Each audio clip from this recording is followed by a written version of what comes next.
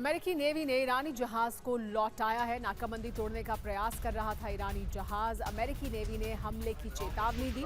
चेतावनी के बाद वापस लौटा ईरानी जहाज। अमेरिकी नेवी ने ही की है हॉर्मुज की नाकाबंदी और अब इस नाकाबंदी को सख्ती से लागू कर रहा है America.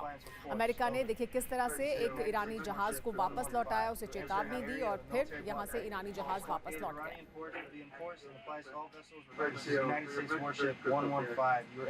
Area of the military blockade. This blockade of Iranian port will be enforced and applies to all vessels regardless of flag. Any vessel that further intends to enter or exit an Iranian port will be subject to the right of visit and search in accordance with international law. If you attempt to run the blockade, we will compel compliance with force. Over. लेकिन Hormuz strait पर Trump का रुख बहुत सख्त है। अब Hormuz पर कब्जा नहीं छोड़ेगा अमेरिका, ईरान को कभी नियंत्रित नहीं करने देगा। अमेरिका के सूत्रों से एक्सियोस की रिपोर्ट सामने आई है जिसमें बताया गया है कि कैसे अब हॉर्मुज पर अपना कब्जा अमेरिका नहीं छोड़ने वाला है। ईरान को यहां अपना कब्जा नहीं रखने देगा अमेरिका। तो ट्रंप का ऐलान है कि हॉर्मुज को अब भूल जाए ईरान।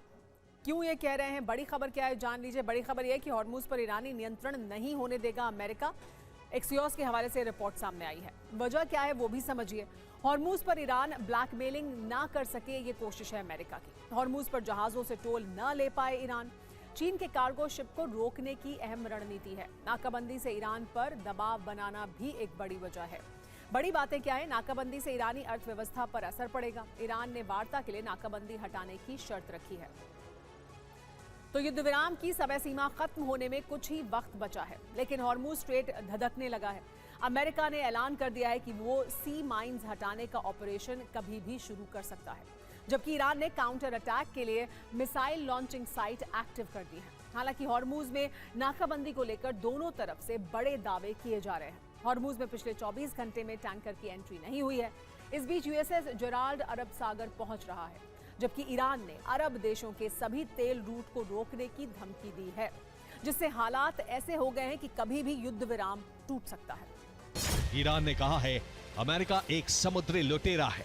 किसी देश के झंडे वाले जहाज पर कब्जा करना अंतर्राष्ट्रीय कानून में सीधे हमले के बराबर है। इसका पहला तरीका माइन हंटिंग होता है, जिसमें माइंस को ढूंढना और उन्हें नष्ट किया जाता है। इसके लिए हाई रेजोल्यूशन सोनार का इस्तेमाल किया जाता है। समंदर में लगाई माइंस की पहचान की जाती है। पहचान के बाद सी ड्रोन या मिसाइल से हमला किया जाता है। दूर से माइंस पर अटैक करके उसे नष्ट किया जाता है। दूसरा तरीका माइन स्वीपिंग होता है।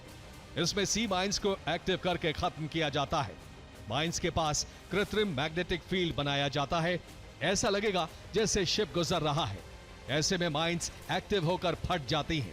ईरान ने total oil cut off plan तैयार किया है, जिसमें वो अरब देशों के सभी ऑयल रूट को ध्वस्त कर देगा और दुनिया में तेल संकट पैदा कर देगा, जिससे ट्रंप पर ईरान पर हमले रोकने का दबाव बढ़ सकता है और फिर अमेरिका को ओमान की नाकाबंदी हटानी पड़ेगी।